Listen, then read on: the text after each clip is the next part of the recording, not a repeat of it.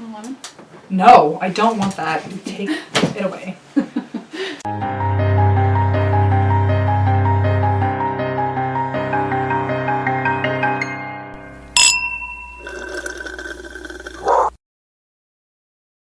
What a lemon. For those of you wondering, there is a giant bag of lemons still sitting between us. It's amazing how many lemons there are. And also, there's that bag of lemons over there. Oh, that's true. There's a lot of bags of lemons. We have a lot of lemons. We're collecting them, clearly. Also, like, the cleaning wipes on the table are lemon scented, so it's like I can smell them too. Wow, subconsciously. No, fully consciously is how I've been doing this. Get me out of here is what I'm trying to tell you, and you're not listening. You'll never leave. SOS. Okay. How are you? How's everyone? How are you, folks? I'm great. I'm doing just fine. Fantastic. It is now February. Is it? Don't look at me. It's not in real life, but when people listen to it, I think it's February. Honestly, if you said it was February right now, I'd be like, oh, okay. Well, you know what? I have no idea. If this comes out in February, you know what the scariest part of that is? What? A whole 12th of 2020 is over now. Why would you say that? Like, just to like keep things in crazy ass perspective. I'm not kidding. Like, 2020 has been tough because like prepping for the tour was a lot, and Blaze has been sick for so long. Blaze has had the flu for I think 3 years. Yeah, he's been sick since I've known him. I think with the flu. Oh, that checks out. He's like so ill. He is the sickest human being I've ever seen. Literally, look. This is what if you're on YouTube, these are literal hygiene masks I bought. Medical grade hygiene masks. I walked around my house in them. I am impressed. Like, you live in the house with him, and he has had, I'm not kidding, the grossest flu since Florida. Yeah. And you have not gotten sick. I've wildly amazed. So like obsessed with it because we were going on tour and I was like, I can't be like, we need to do this. Yeah, we need to get this done. We have to have a clear mind honestly, the first time. I didn't even care on stage. I just was like, I need to finish my work for the tour. And I couldn't do it if I had a fever. And so I was wearing hygiene masks. I walked around with Purell. Blaze slept on the couch. I washed my hands every 5 seconds, washed all the bedding. Like it worked. Yeah, it somehow worked, but also like he's still like a little sniffly. So fingers crossed. Yeah, he's a little sick still, so I'm trying to avoid. But we both got the flu shot, so it was something else, some other strain, I guess. I don't know either, but between like Blaze / you, and then also RJ getting sick. Oh, no. I mean, and he's an athlete. He's an athlete. If he's getting sick, that is some powerful stuff. Bad news. And I also have like a really weakened, like a really fucked up immune system from the medications I'm on. So like I'm like a superhero. Yes, you are. Just kidding. Villain, but right. Sorry, wrong direction. But yeah. So anyway, happy 2 out of 12. Yeah, we're going to a couple of shows this month. We're doing Sacramento, San Francisco. Yeah. I think on one of them on Valentine's Day. Yeah. Sacramento. We're not going to be with our Valentines. I'll be with my Valentine on stage. It's Lemon. Fuck you, Christine. Wow, I really... I'm just teasing. It's that you. One hurt. I went into it thinking it was you, but then you made a face, so I changed my mind. It was a face of kindness and heartwarming. I thought you were gonna be like, get away from me, so I was embarrassed, so I changed my track. You're like, yeah, me neither. It's like the kid with the note, like, nope, that wasn't for you. Right. You circled no, so oops, that was meant for someone else. No, you are my Valentine always. Yeah, well, and forever. Well, it's definitely been thrust upon us at this point, hasn't it? Unfortunately. Also, that means in the next couple days is going to be the actual podcast anniversary. That's right. Wow, 3 years. 3 years of this. It's a toddler. Bullshit. It's a full-blown toddler. Like, our podcast can now like walk and speak and color. Pick up Cheerios with one hand. Yeah. Or I don't know much about babies. Is that a milestone? Is that a thing? Holding something with one hand? It was for me because I have such bad. My mom still makes fun of me that I still eat this way or pick things up with my whole hand, and like with goldfish, I'll like just shovel them into my mouth. You really never learned, huh? No, your next milestone never came. I can't like pick things up with my finger. I need to like handful them. It's really sad. When I was 3, I was a literal helmet kid because I was so tall. I was born 2 feet tall. So by the time I was 3, I was like a poor mother, literal giant. And so I was physically growing faster than I was developmentally, and so I didn't know Like I learned to use your limbs. I didn't know how to catch myself if I fell, and I was falling like twice as high. And your center of gravity was suddenly a foot higher. So my mom had to literally have a helmet on me all of the time. Oh no! For like a good 6 months to a year, I think. I was literally always in a helmet because my mom was afraid that I was learning to like stand up and hold on to things so quickly, but I was not learning to catch myself if I fell. So I was just fucking timbering. Poor Em. And my head was like falling into like corners of tables and shit. And the fire poker, I remember that. But that was when I was 2. That was the first time I tried chocolate cake.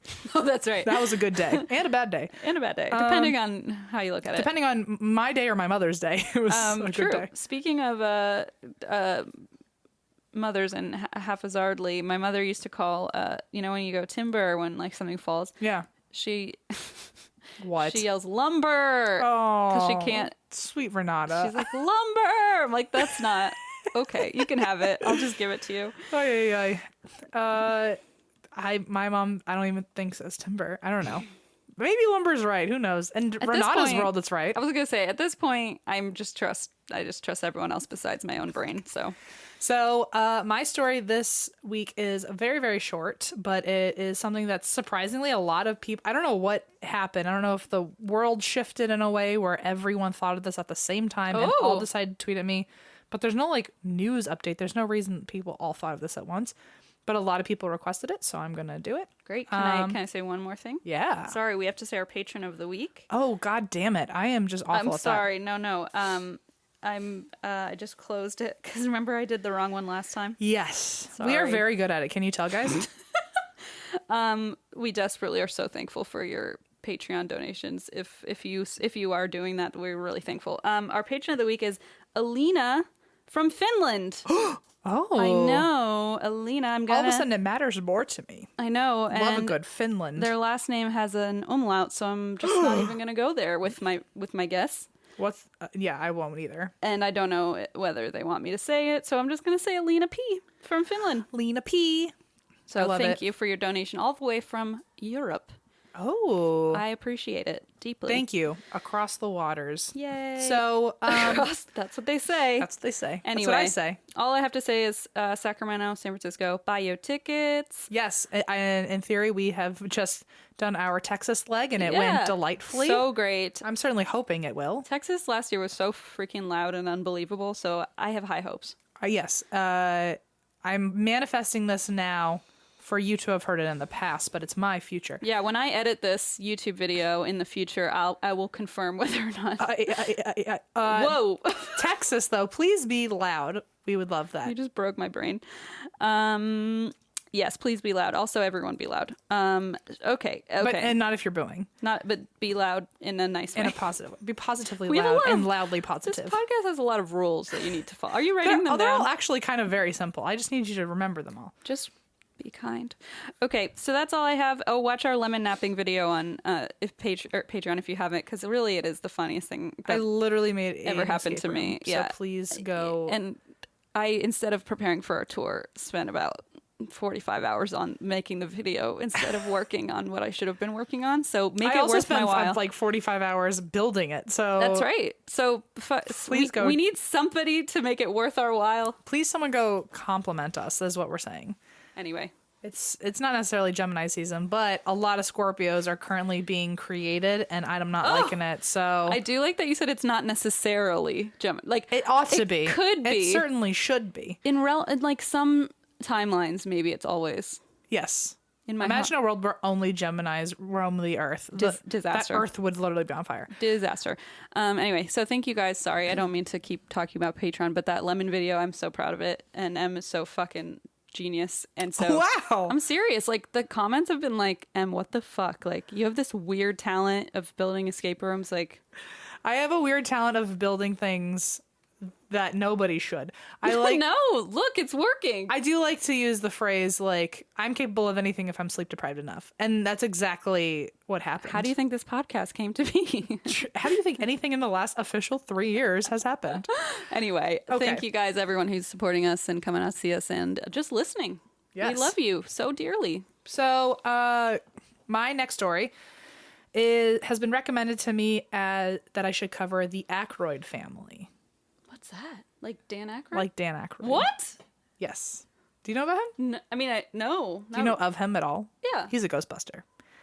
Oh, no. I don't know this. From the 80s? Like, no, the I know. movie? I mean, I just said Dan Aykroyd, but I don't know. Yeah. I don't know, like, what this has to do with anything. Well, he was also in Ghostbusters as a Ghostbuster. Okay, that makes sense. Also, fun fact about him. One thing that Dan Aykroyd, that I love most about him. Are you ready? Yes. He has Tourette's. Really? Yeah. Wow. I've known that for a while, but I know him. You finally have a fun trivia fact that applies. Finally have a buddy.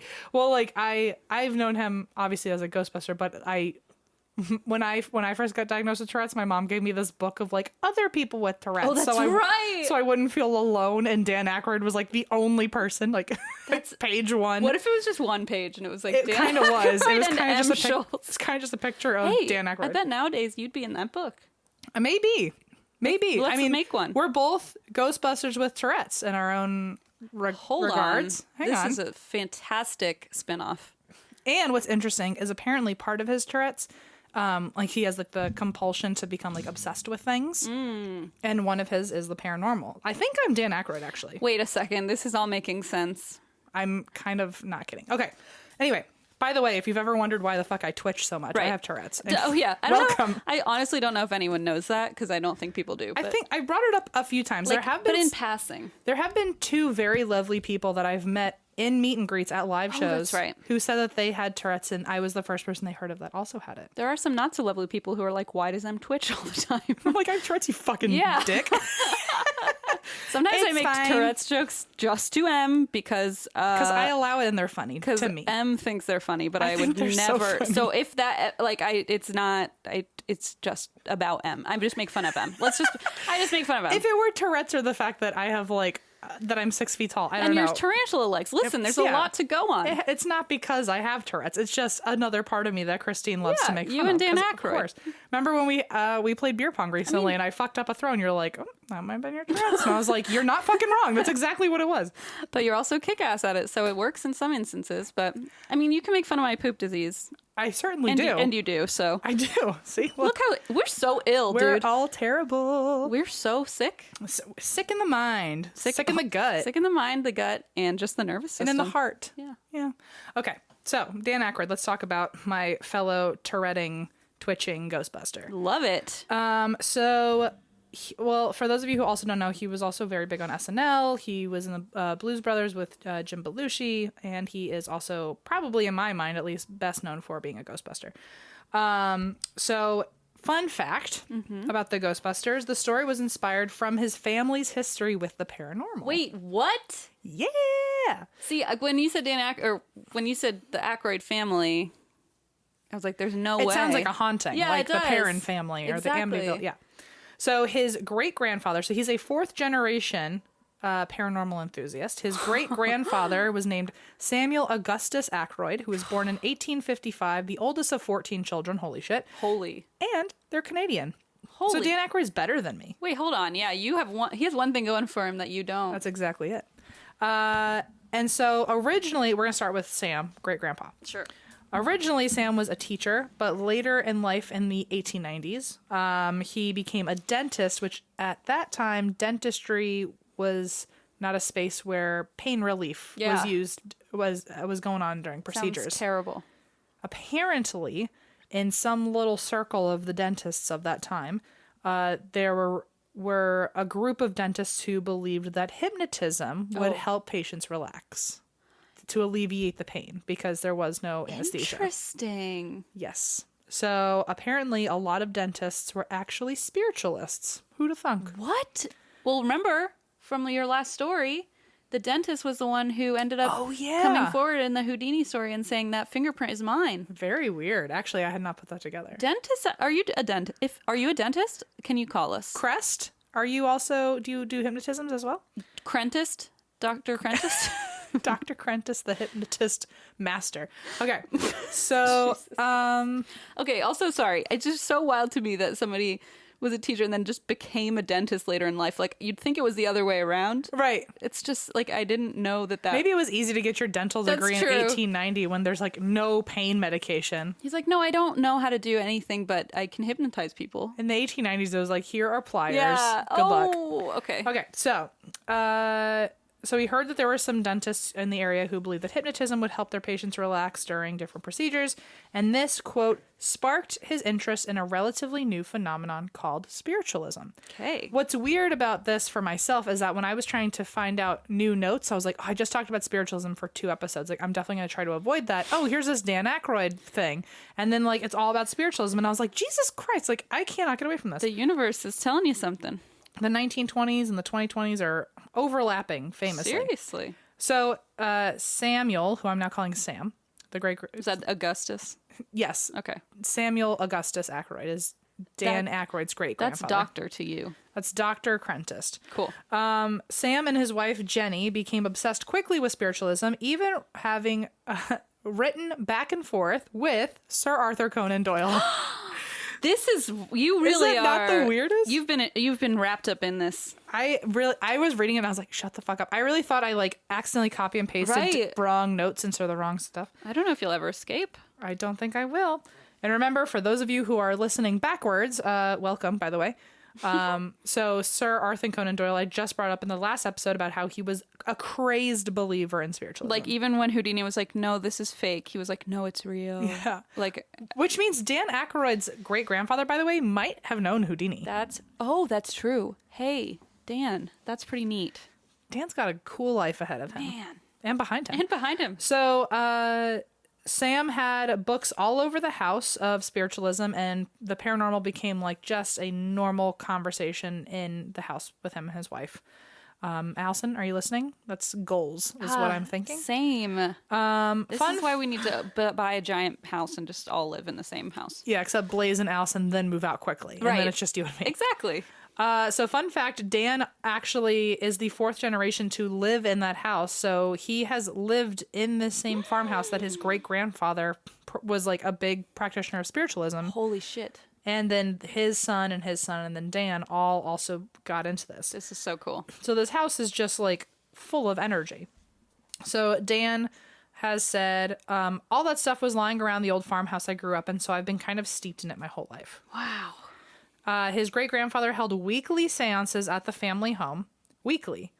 Even having I shit you not, Christine, I forgot. What? Even having No, don't do it. a medium named Walter. No, I knew it! What is happening, Em? I think we're in a fucking... I think this is like... What is going on? Listen, I'm testing my lucid dream test. Hold on. I'm pretty sure we're in an alternate reality ran by the Walter that haunts this place, and he's trying to tap into our psyche that he's with us. I think he's honestly he keeps inserting himself. fucking with our notes. Like, truly. I'm not kidding. His name is Walter. Holy... So Dan, I was like, "There's no way." I was like, "There can't be." If I swear to God, if I find another story tonight to cover next week, and the name Walter's in there, I'm just throwing out the whole story. I'm changing it. Me too. Yeah, fuck this. Nope. So, Sam held weekly seances at his family home, and when I say like weekly, this wasn't a quick little hobby. Like for like the rest of his life, he held weekly seances. Wow. Even having a medium named Walter move in for 12 years so he could have regular on-site trances. That's a dream job. Literally, like someone on-site trances. He literally paid a man to live in his home for 12 years so he could be 24/7 around the clock, ready to be a medium. Just like ding, ding, ding. I feel like being in a trance. I mean, how does that even work? I don't know. Like just like being ready to like go sit at the seance table, just like and on call, be a mouthpiece from the afterlife. Wow. So according to Sam's journals about the seances, because of course he took every note possible. Sure. Apparently, Walter the medium made contact with a lot of notable people, including members of the Ming dynasty. Whoa! An Egyptian prince. Sure. And then, like, I wouldn't really rank him as the same, but even Sam's great-grandfather, he came through. So, like, even, like, generations before him. Dan, I think he's just as important as an Egyptian prince. Which means Dan's great-great-great-great-grandfather has come through in seances, too. Holy. So his whole line is very sensitive, it seems. Wow. Walter the medium, I'm now saying it like that because we've covered so many goddamn Walters recently. So many. If you're listening to all these episodes like in one big chunk, you're going to get so confused. This is really wild. So Walter the medium allegedly would go into a trance and speak languages that he didn't know like before the seance began. See, this is trippy. Apparently he spoke fluent Mandarin when he was in a trance, but if he ever came to, he did not speak anything but English. I do have a question though, like who is there to be like, yes, this is fluent Mandarin, I'm translating. Exactly, Mandarin. Who's translating this? Like, or like he's saying a random language and they're like, what language is that? And he goes, Mandarin. Right, right. Also, apparently a trumpet or some musical instrument once allegedly floated in the air in the middle of a seance. That's pretty terrifying. Yeah. So seances were held on a very rigid schedule and with the exact same people every week to make the spirits more comfortable with showing themselves over time.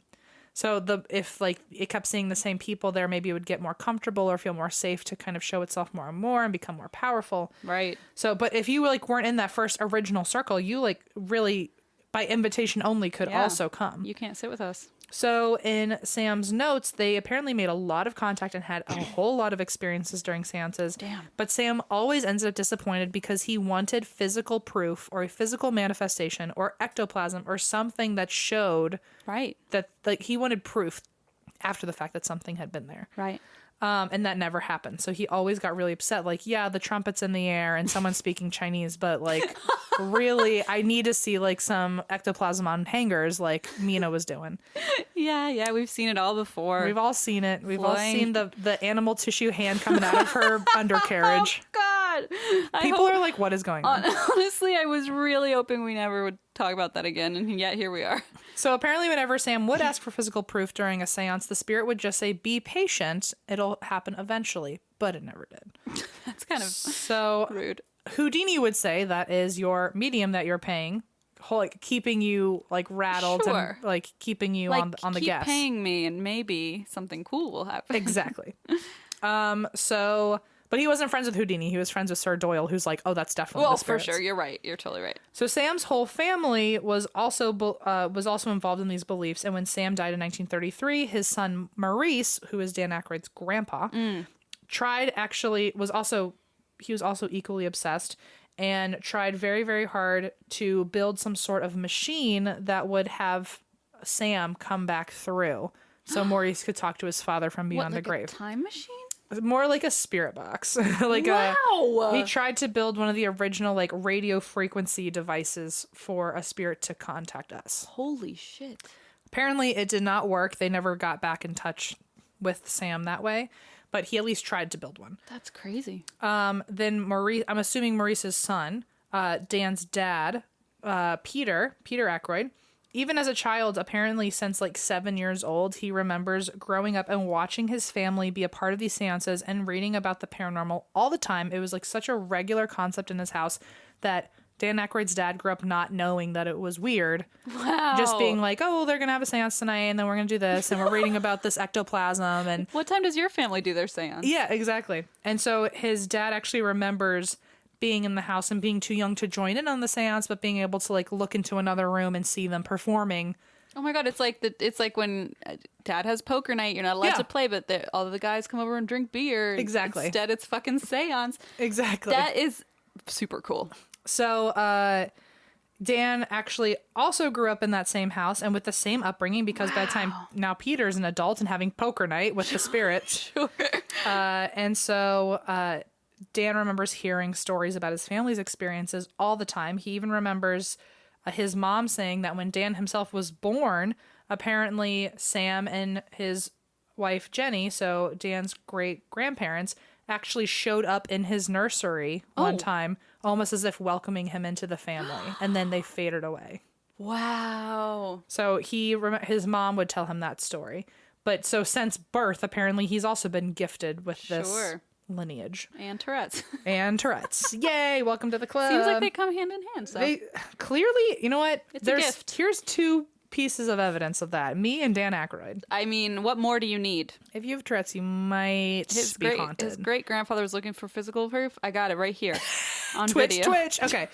So since growing up in it, like in this like whole lifestyle of like the paranormal being like just so blasé and normal. Right. Dan is very public to this day about his beliefs in the paranormal and is an open spiritualist today. Wow. A quote of his is, "I am a spiritualist, a proud wearer of the spiritualist badge. Mediums and psychic research have gone on for many, many years, and loads of people have seen spirits, heard a voice, or felt the cold temperature. I believe they are between here and there, and that they exist between the 4th and 5th dimensions, and that they visit us frequently." Wow. So he's open. He's like, they fucking exist, and if you don't believe it, you're an idiot. I hope he hosts SNL and just says that. Just like that monologue. It would be interesting if he did an SNL bit of Ghostbusters. That's true. I don't know if that probably already exists. Probably. So for a while, once he moved out of that house, because he was like growing up and moved to LA and all that. Sure. He did live in another house, Wait, sorry, where is the house? Did we in Canada. Do you know where? Somewhere in Ontario. Oh, okay.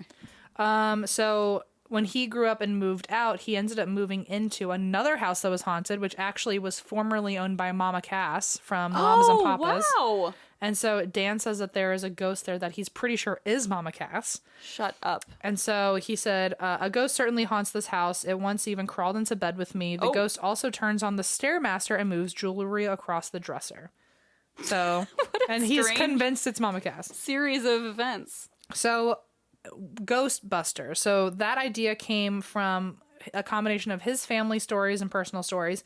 Plus, there was a comedy before Ghostbusters called Ghost Chasers. Oh. And when I tell you, like, he's very involved in the paranormal community. Like, he subscribes to all their journals and keeps up with all the articles and all that. So he was reading an American Society Psychical Research Journal article on parapsychology and quantum physics. And while reading that, I think he had also recently watched Ghost Chasers. Oh. And so he, in his mind, was like, I just want to redo that ghost comedy, but with modern science and, like, a realistic twist to it. Damn. Which, like, now Ghostbusters, you look at it and it's not really a realistic twist, but that was the inspiration of, like, there's all this new science since this came out. Like, let's redo it with, like a modern I had no idea. believability. You want to know a secret? Yeah. I've never seen Ghostbusters. Okay. Well, I kind of expected that. So, sorry, everybody. Sliding on by. I know. I also hadn't seen Hocus Pocus. Hocus Pocus. I've seen it now, so you win. You guys win. We win on Hocus Pocus, but not Ghostbusters. I like Practical Magic better. Just say you'll do it now before we get 1,000 tweets saying you need to watch it. I'll watch Ghostbusters. Okay, there you go. So, for example, in the first, so he did his own script and then tried to pitch it to other people for Ghostbusters. The first draft actually had a few differences in, like, the equipment that they used, but they were actually, I think he tried to make them more kitschy or campy or just for, like, because maybe it'd be easier for people to swallow or it'd be more interesting to watch. But in his first draft, the Ghostbusters actually used magic wands. Whoa! Instead of proton packs. And they traveled instead of, like, traveling through New York, they traveled through different dimensions. Like, it was much trippier. Wow. But he ended up obviously kind of scrapping some of that stuff and creating Ghostbusters, which made like $250 million in the year it came out or something. That's insane. And he still, by the way, he still wants to make a third one. Yeah. And since 1999, he's been trying to get the original gang together to make a final Ghostbusters where they almost, like, pass on their duties to someone else. And that script, I don't know if it's necessarily been finalized, but it has been written. It was written by the writing staff of The Office, the U.S. Holy office. shit, really? Yep. And it was overseen by Dan Aykroyd, but it was written by a lot of the writers from The Office. Mindy Kaling? And but apparently he will never actually make this movie unless all the original characters are on board, and Bill Murray refuses. I'm like, who's holding out? Bill Murray? Refuses. Of all people? Why? I don't know, and there's a lot of speculation on what the answer. Either he's, like, really aggressively against it, or he's very nice about it and saying no. But, like, no matter what, it's Bill Murray's fault, apparently.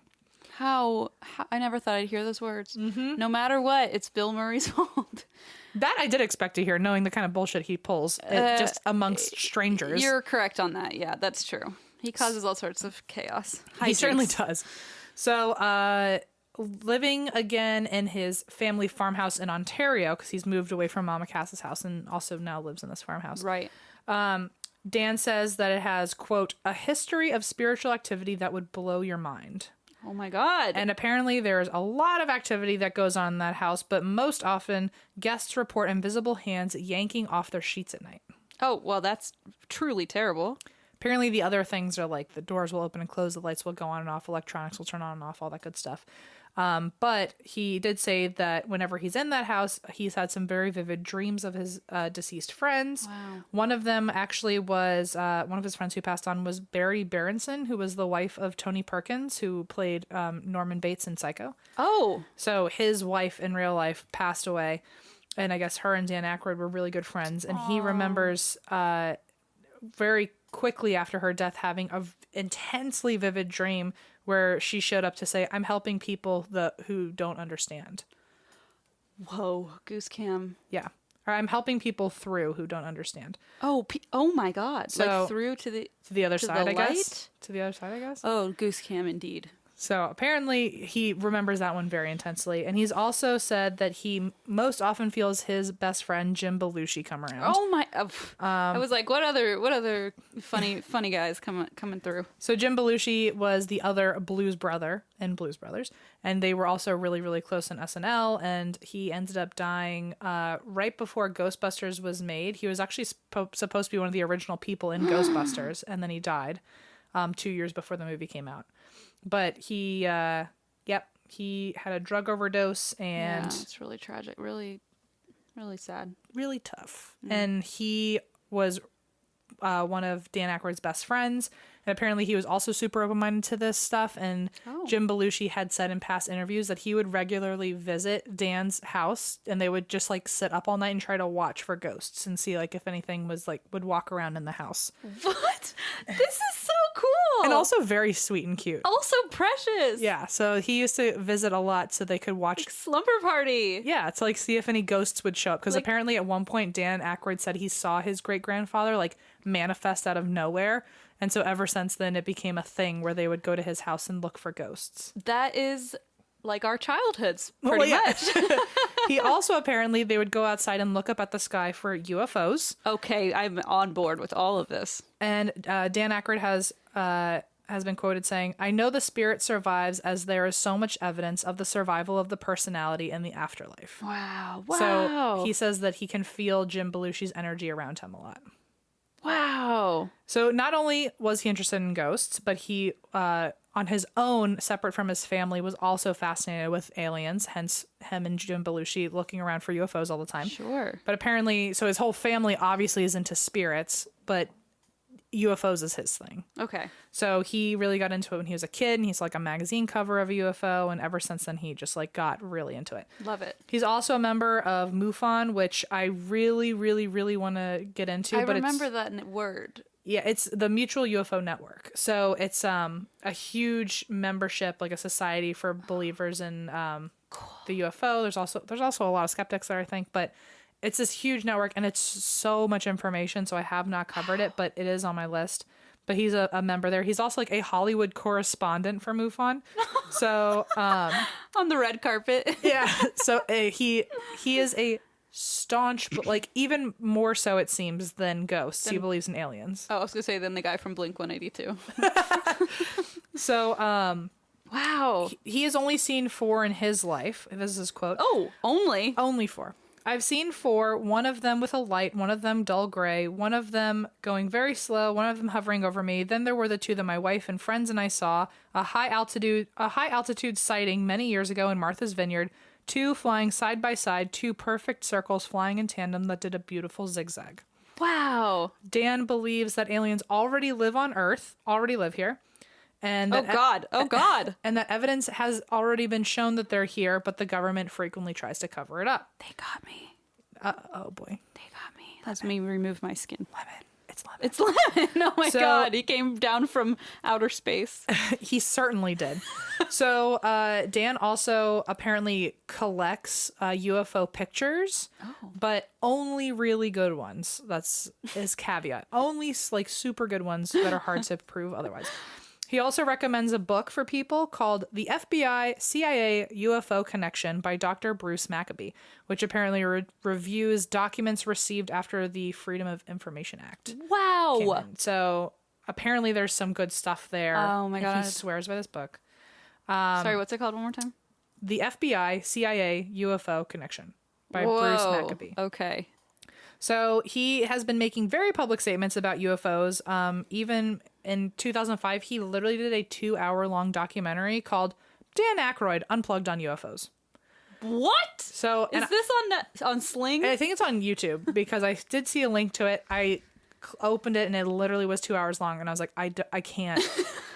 But it's there, so you guys can watch that all you want. I'm gonna watch that. Apparently, Dan Aykroyd has been quoted saying, "The Air Force won't deny the existence of these hyperdynamic, super aerodynamic crafts, but they want to tell you anything but that they're extraterrestrial." So he's a big believer in like a government cover-up. Listen, I'm not doubting that. I'm gonna say, Dan, I'm not saying you're wrong. There's nothing so far I don't agree with on this. Yeah. Although he claims that they already live on our planet, though, he thinks that they came here originally wanting to communicate with us and now want nothing to do with us because of how violent we are. Oh, no. Us?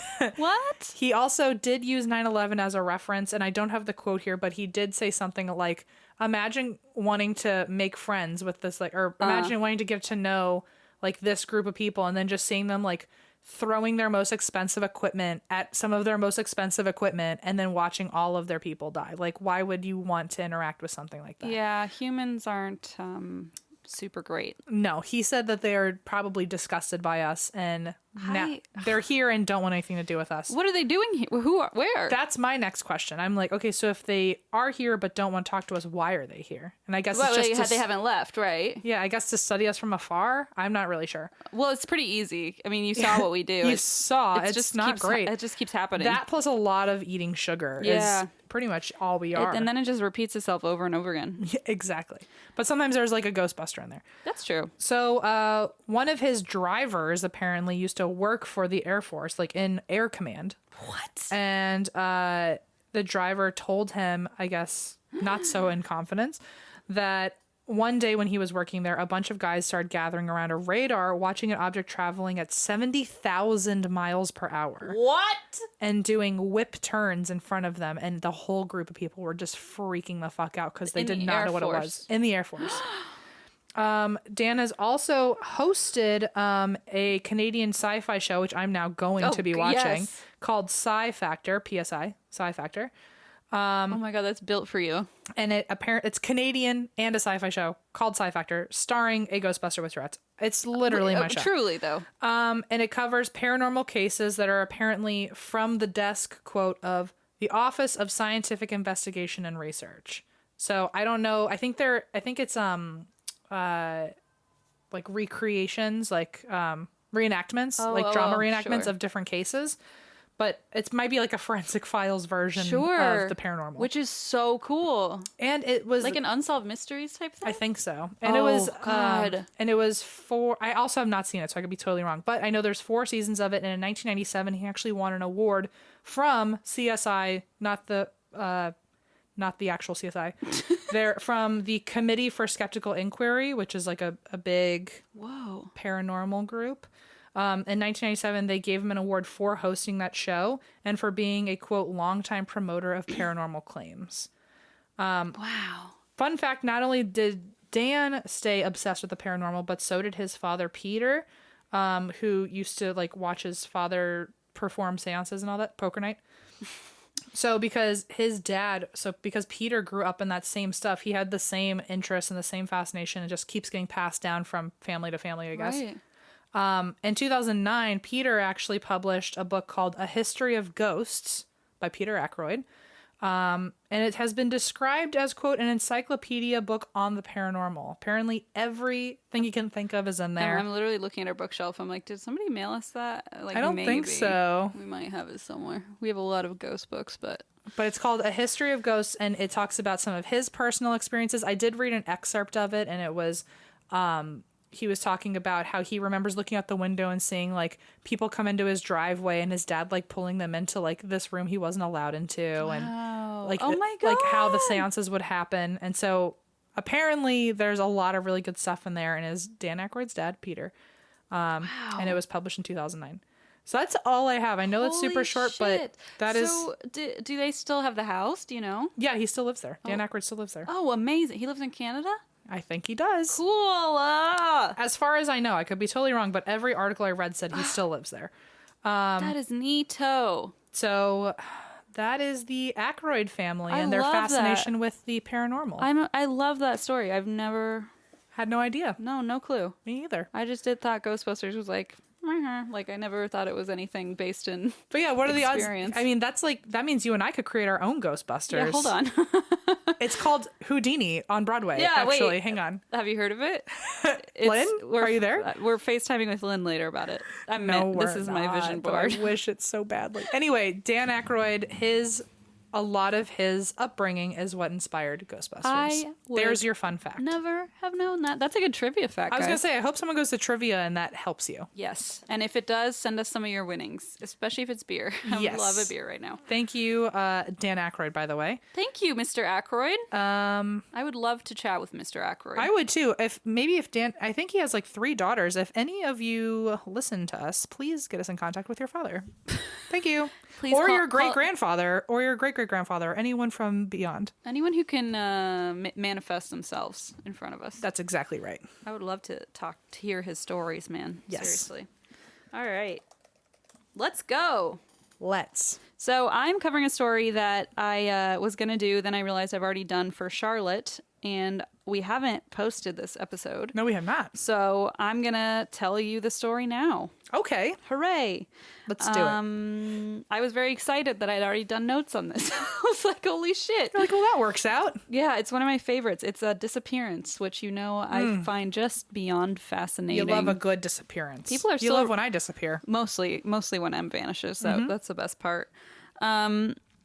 I will say people are still writing in about the Bryce Les Pieces case. Still? Yeah, because it's like so wild. That's pretty good for you. At least your story was super good. I know. I guess so. Yeah, people are. I think it's fascinating. Okay, so I listened to Trace Evidence podcast for some research on here. Just wanted to give a little shout out. So thank you guys. Whoop, whoop. So this is the disappearance of Kyle Fleischmann. Kyle Fleischmann. Okay. So he grew up in Charlotte, attended Charlotte Catholic High School. I'm sure I put that in there because we were in Charlotte and people probably would have heard of it. Okay. He studied business administration and management at Elon. That one got a big cheer. I know Elon. Yeah.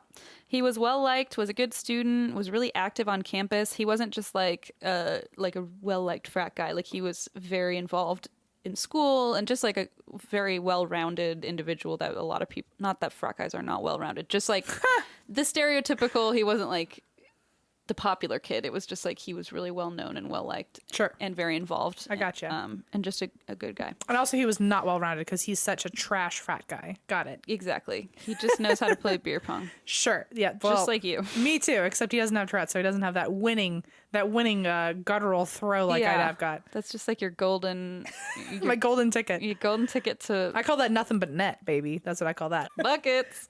We haven't done that in so long. No, I miss buckets. Here, let me try. You're going to throw your laptop? Girl, I didn't print any We can notes. use these 30 lemons and play buckets. Wait, actually, through the ring light. I was literally thinking that. Stop it. Okay. Oh my God. Okay. Hello, everyone. So after graduating from Elon, he was hired by Maxim Healthcare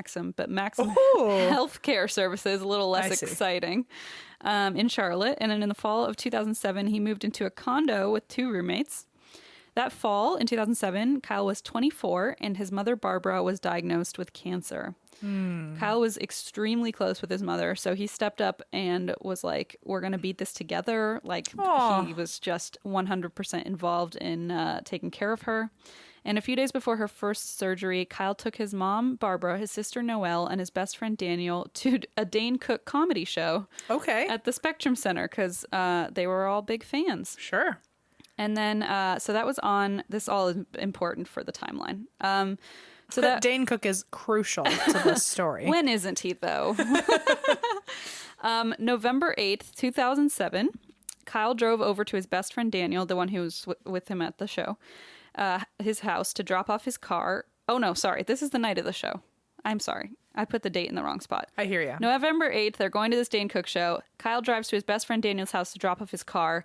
Then the 2 of them take a cab to the show because they're like, we're going to have some drinks. Sure. So they go to the show. They meet his mom and sister there. They have a great time. And his mom and sister were tired, so they headed home after the show. But Kyle and Daniel were like, let's go out for drinks. So they go to a place called the Buckhead Saloon, which I looked up on Yelp, and it's since closed. Huh. They arrived around 11 p.m., had a few drinks, but Daniel said Kyle was not, like, drunk.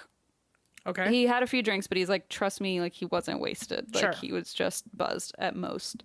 Around 1 a.m., Daniel decided to head home. He asked Kyle if he was coming or staying, but Kyle was still having a good time and had started talking to a pretty lady. So Kyle was like, you go ahead. I'm going to stay a little bit longer. And that was the last time any of Kyle's friends or family would ever see him. Oh. So surveillance footage at the time shows Kyle talking to this woman that he'd befriended at the bar. Then her boyfriend shows up. Oh. The video isn't totally clear, but they definitely had a conversation. I don't know how confrontational it was, but the boyfriend definitely showed up, and it's debated whether or not it was a very hostile conversation, but bye, Kyle. Yes, yeah. Literally goodbye. Oh, God, how sad. Shortly after this, the surveillance footage shows Kyle leaving the bar. It's 2:20 a.m. at this point. And about a minute before this, cell phone records indicate he called his sister Noelle. But she didn't pick up. She was sleeping. They had gone home hours before. And he didn't leave a voicemail. So he leaves the bar, but he left, it's really strange, he left his debit card there, which happens, I've done that. But he also left his jacket inside, which is strange because it was freezing temperatures outside. Got it. So you think you'd be like, oh, you know, it would remind you. I bring my jacket, yeah. Right. But he did forget both, which, listen, I've done stupider things, so I'm not going to judge that. Maybe he was actually really, like, warm from drinking. I say, if you're really drunk, you don't even feel it sometimes, so you're right, could be. So this could indicate, obviously, that he's super drunk, but a private investigator that Kyle's family later hired believes he may have left them there on purpose in an effort to leave the bar really quickly. Like, maybe he was like, forget it. I don't want to bring those things. I'm just going to peace. And that's backed up by the fact that he's seen reuniting with the woman he'd been talking to, crossing the street with her, side by side. Boyfriend not there. Interesting. So obviously speculation as to like why he was leaving the jacket and the debit card, but two potential theories. Sure. Obviously, like, it could have just been carelessness. Yeah. We've all been there. Sorry. So now he's on College Street and he's caught on surveillance one last time, but he's alone now. So he walked across the street with the girl from inside, the woman from inside. Sure. On camera. Then a little bit later, he's seen walking alone down the sidewalk. Okay. So we don't know where he went. Right. Okay. Well, so unclear why the two of them were together. And then not together. And then not together. Got it. Right. So he's on College Street, which is probably exactly what it sounds.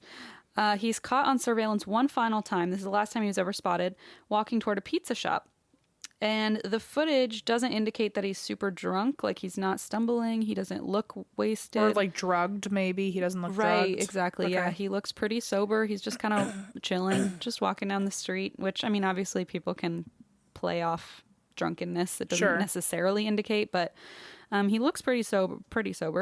He stops at this place called Fuel Pizza, and he orders 2 slices of extreme. Yeah. That seems That's the way you gotta fucking go at 2 a.m. with pizza. And then I put parentheses, everything. Okay. That's a pizza with everything on it. Which his father confirmed later, that is his standard order. He's like, he would always order 2 slices of extreme. All right. So looks like Kyle went to the pizza place. Sounds like Kyle. The cashier noted later that he came in alone, ordered his pizza, and then went into the bathroom. At some point, he exits, but the cashier wasn't paying attention, so he didn't know when Kyle left the building, and there's no surveillance footage of Kyle leaving. But there is a strange series of phone calls after this. He's never seen again on footage, but there is a series of strange phone calls made from his phone. Did he eat the pizza? That's a good question. I don't know. Okay.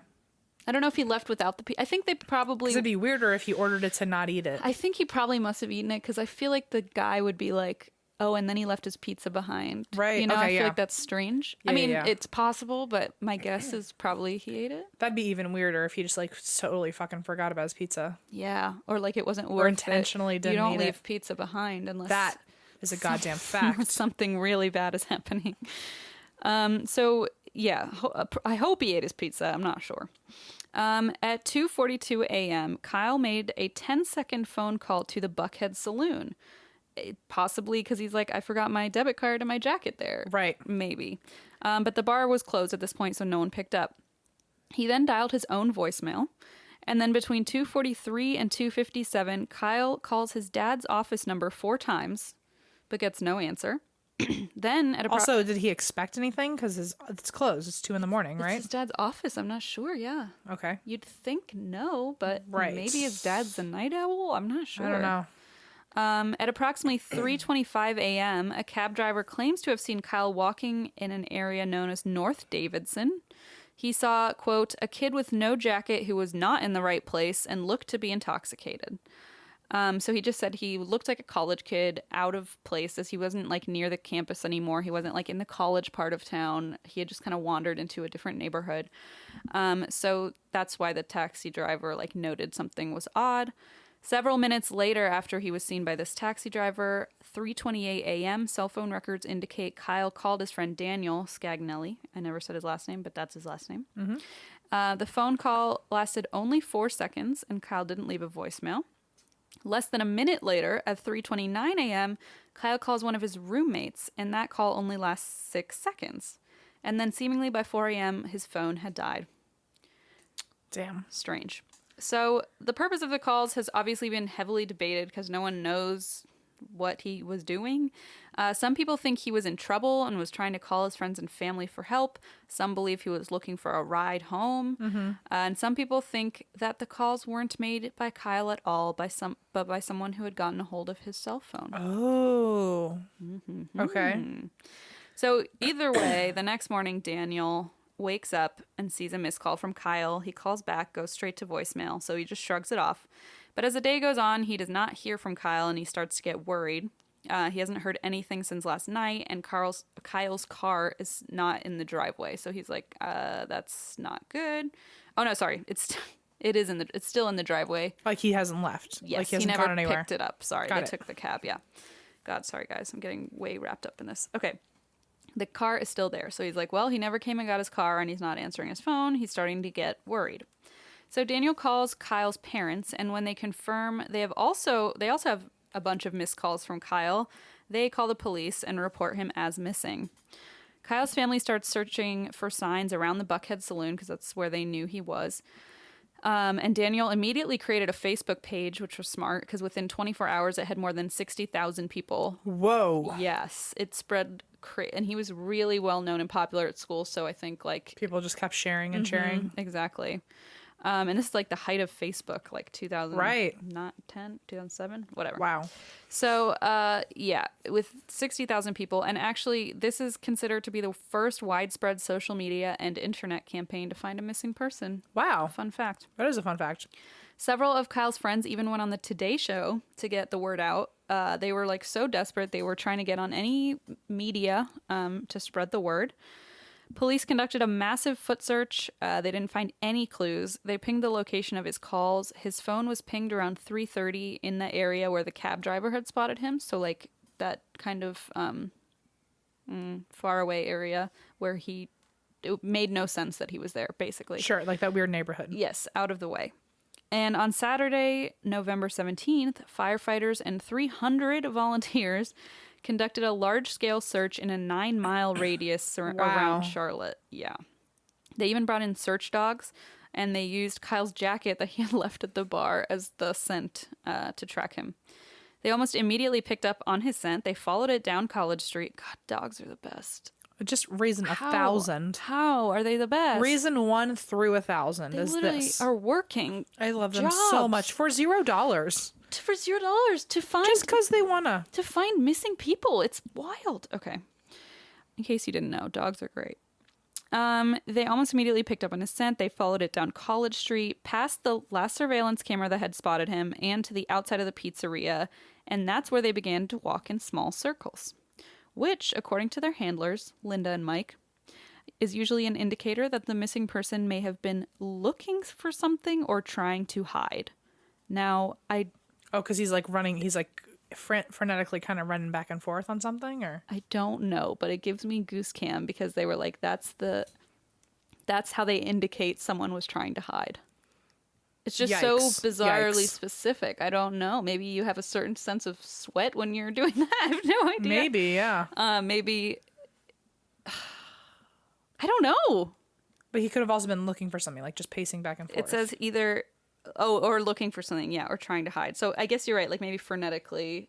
I don't know. I'm not sure. It's crazy that dogs can like probably just smell anxiety. And that's true. They can sense way more than we can. So yeah. Wow, it blows my mind. It's so specific. I don't know. Okay, that's what they said. Linda and Mike said it. Listen, I fucking trust them. I trust them. I do too. I trust those dogs more than anything. Me too. I wrote WTF, so they have no reason to ever even lie. Okay, let's go. Yeah, exactly. I'm sorry. Let's keep going.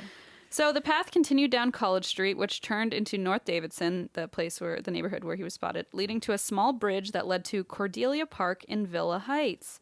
The park is super busy during the day, but at night it's known to be the hangout of drug dealers and several gangs, including MS-13. So not good that he was spotted right near there and his scent led there.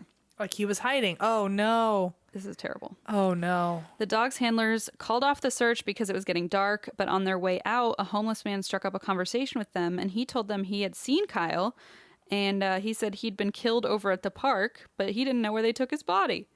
So nobody knows if that's actually true, or maybe it was because he doesn't know if it was Kyle. I mean, it could have been someone else, right? But it could have been Kyle. Not sure. But then, who knows? Nobody can prove, obviously, whether that's true or not. Linda and Mike brought the dogs out again the next day, and they followed the scent to the park again, and then to a construction site only 200 yards away. It was at this construction site that the dogs reacted to what their handlers called the scent of death. Can you imagine, like, your stomach must drop when you see the dog, like, do that certain movement? Oh. So Jesus. All the dirt at and they're like, treat? Like, they don't even know. Can I help now? Did I do the right thing? Honeys. So all the dirt at the construction site was turned over and fresh because they were building a new apartment complex. Okay. And they searched through the dirt as much as they could, but they couldn't find anything. Cadaver dogs were brought in to search the site. They searched every pile of fresh dirt but came up empty. And within a few months, the developers moved forward and built the apartment complex. Oh, no. So he could have been buried under the building. Yeah. Okay. And that fully eliminated any chance for searching further. And they couldn't just search because they needed permission and someone owned this. Yeah, and they were like, "No, we're building a building. Sorry, we need this." Wow, more than you. Wow. Okay, apparently, right. And your dogs. In the years following Kyle's disappearance, police have held a lot of information close to the chest. Is it close to the vest or close to the chest? Close to the chest, right? I don't know. Haphazardly. Lumber.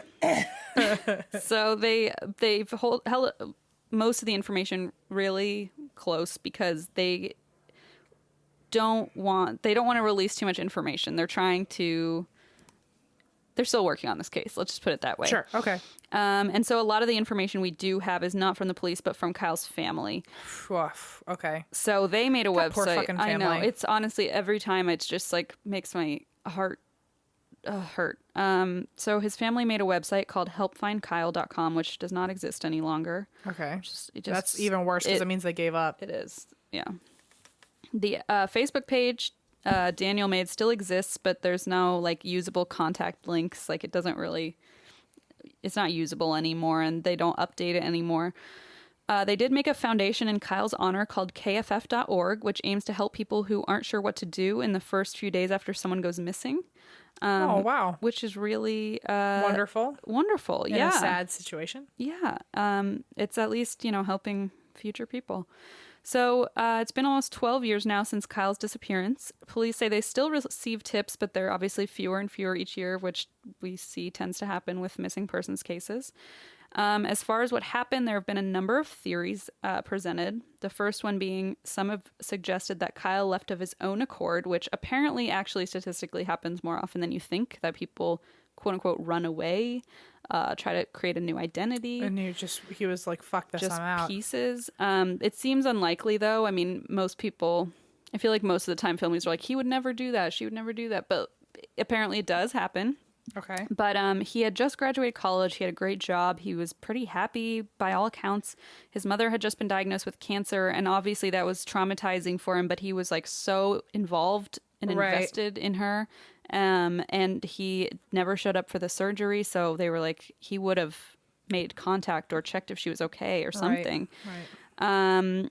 So she's still alive, by the way, today. She survived her chemo treatment and is in remission. So they're like, well, she's still alive and he's never made contact since. Like, they were extremely close. Yeah, he's dead. Yeah, there's just no... I think also. There's also been no activity on his Social Security, which is like, or any other of his cards, like nothing. So, and that's, I think, probably pretty freaking hard in this day and age to avoid. Some people believe that Kyle's disappearance is linked to 2 other similar disappearances around the same time. The first was Matt Walker, who disappeared from the same bar, Buckhead Saloon. Get out. Wow. In Milwaukee. Huh. Interesting. Same name, different city. Interesting. Why? I don't know, but it's almost the identical scenario where Max was last seen by a friend at 1:45 a.m. Security footage captured him exiting and drunk, and he never was seen again. Whoa. And it was this, I think, like the same month or something, and it was the same name of the bar. It's so weird. It's more like conspiracy theory, you know, like... Yeah, but still creepy. Oh, it's extremely creepy. But beyond that, there's no like real link. But they, same age, just very strange. Mm-hmm. They did also find his body. Okay. So that's one big major difference. And it was found in the Milwaukee River and was declared an accidental drowning. Shit. Okay, well. So I think maybe someone got found. Rule that one out. Another case with weird parallels is Justin Gaines, who vanished outside of Wild Bill's nightclub in Duluth, Georgia, only a week prior to Kyle's disappearance. Some people are just trying to connect the dots. Again, no official... Yeah, no official proof. A career criminal, though, later admitted to shooting and killing Justin, but his body has never been recovered. And so there's coincidences there, but nothing can be proven. Some think he was the victim of a hit and run. Now, I think this is an interesting theory. They think maybe he was hit by a car and the person panicked and put his body in the car and disposed of it in any number of the desolate areas of North Carolina. Interesting. But typically in a hit and run case where someone panics, they don't get out and pick up the body. They drive away. Right. Which actually, when I read that the first time, I was like, oh yeah. Like, I guess you wouldn't be like, yeah, I'm going to go pick him up and drag him into my car. That's like, right. If you're afraid of being seen, you're way more likely to be seen dragging a body. Truly. Yeah. It looks much more suspicious that way. Correct. So also, police probably there were no bloody vehicles that showed up, which usually they keep an eye out for, and people report that if like a body shop, if a bloody car comes in. Good to know, at least, that they don't keep quiet on that. Thanks for looking out. So one other theory is that Kyle was murdered in a drug deal gone wrong. Because Kyle had grown up in Charlotte, he knew what went down in Cordelia Park. Like, he was no stranger to that area and what happened down there at night. So he knew that he was in a bad part of town if he was sober enough. Yes, and he wasn't known to be a drug user, but it's possible maybe he wanted some marijuana. He had reportedly smoked before. Then again, he only had $6 in his wallet, so it's like I think he just stumbled into the wrong area and just got caught up in something. It's strange. And like, either he was so drunk that he didn't know where he was and he went the wrong way, or he was so like, why would he go to the park? It's just weird. Or he was so drunk that he didn't know he had $6 on him. The most common theory, like you were saying, is that Kyle was a victim of a random act of violence. The theory suggests Kyle somewhat drunkenly wandered into the park, encountered someone or a group of someone's who wanted to rob him. He had $6. So at this point, the theory branches that either they tried to rob him, saw he had barely any money and killed him, or he ran into members of MS-13 who saw him as an easy target, who was possibly a witness, and murdered him. Shit. So in this case, it's not believed Kyle was... What? Oh, no. So, sorry, I have one eye behind my microphone. I'm trying to read with one eye. It is very difficult to give you accurate notes when you're reading with an eye patch, essentially. Yeah, this microphone has become kind of that. So in this case, if this is what happened, this random act of violence, it's believed that Kyle was murdered and his body was disposed of probably at the construction site where the dogs led to the scent, and there was fresh dirt that day. Mm-hmm. I find that to be the most plausible theory. Still terrible. Terrible. The question is, if it was one person who killed him, how did they so thoroughly hide it that even cadaver dogs who looked through the dirt couldn't find it? Right.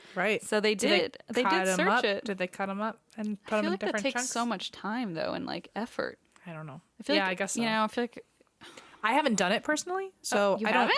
I'm not sure how long it takes. Oh, weird. You should try. I thought only like 7 minutes-ish, like 5 to 7 minutes. I'd say more like 11. You're doing it wrong. I guess I'm doing it wrong. You need to teach me your way. Skillshare. Nope. I'm not going to connect Skillshare to this. Haha, just a joke. Okay. Hope they don't listen to the full episodes. Okay. The question is, how did they dispose of the body to the point that cadaver dogs couldn't find it? But I feel like even if it was cut up, it would be more likely that one part of it would have been found. Yeah, actually. So I don't know. Maybe they like put him in like some sort of like vacuumed bag or something. They vacuum sealed. Well, that like keeps the scents away, you know? Well, they smelled him, though. They just couldn't find him. Maybe it's just like a faint smell, so they didn't... Maybe. I don't know. Look, I was not there. You weren't? Okay. Not the whole time. And also, if this was gang violence and they, like, so carefully hid the body, why the fuck did they take the time to do that? Like, they don't care, typically. Like, if someone is killed in like, a random... They wouldn't, like, cut up his body and take the time to hide it, like...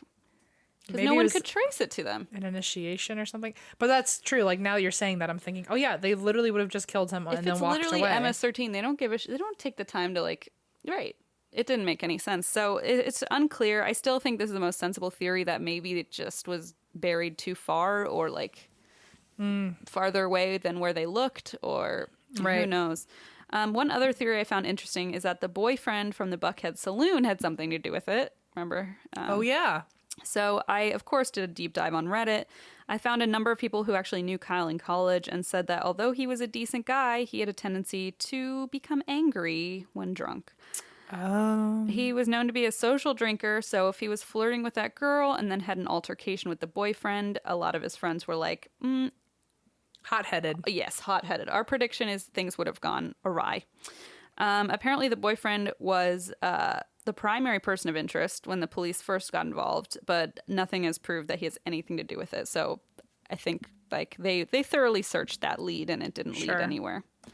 At this point, it's been almost 12 years. It seems like nobody's any closer to finding out what happened, which is just I feel like it's just so hard enough to, I mean, obviously to have someone, to lose someone and then to not know must be right. Even if you're 99.99% sure, it's like there's you like always awkwardly hold out 1 inch of hope. You can't have closure. Yeah. It's terrible. It's really terrible. For what it's worth, his parents are convinced he was killed in a robbery gone wrong, so that's kind of where they are. They think he's buried under the apartment complex next to Cordelia Park. They've tried to move on as much as they can. They say they no longer harbor the hope that he's alive, but they still want to know what happened, and they're hoping for tips and information that could lead to an arrest. And they wholeheartedly believe that someone in Charlotte knows something. So anyone with information as to what happened to Kyle Fleischmann, full name, is urged to contact Crime Stoppers at 704-334-1600. And that is the story of the disappearance of Kyle Fleischmann. Yikes. Sorry, wow. I started speaking fast. My computer was dying, so it's like, I can't lose the story. We need to know. Oh my gosh. Well. And then we still didn't get a satisfying ending. Yeah, so, that felt good. My bad. Wow. That's really sad. 12 years it's been. 12 years almost, yeah. Wow. It's really sad. Yeah, and that was your Charlotte live show. Charlotte, yeah. I must have bummed you all out. Yeah. Sorry about that. And that's why we changed our format. So please come to our new shows where everything is different and happy and fun. Oh my God, we have so much fun. If you would like to get tickets for our shows, go to that'swhywedrink.com/tour. No, /live. /live. Oh boy. All right, folks. Thank you for listening.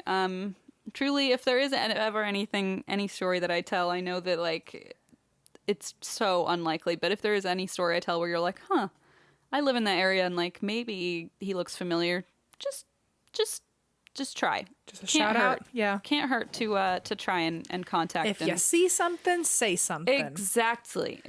And that's how it's happened. People have been, cases have been solved when people kind of recognize somebody or come forward with information. So you never know. Oh, yeah. You never know. Could be some closure for some people. Thank you guys so much. Thank you for listening, and we will be back with you next week, and we can't wait. And that's why. Wait, which one? And that's why we drink. Did I do it wrong? I lost my place. I was like, 5 words.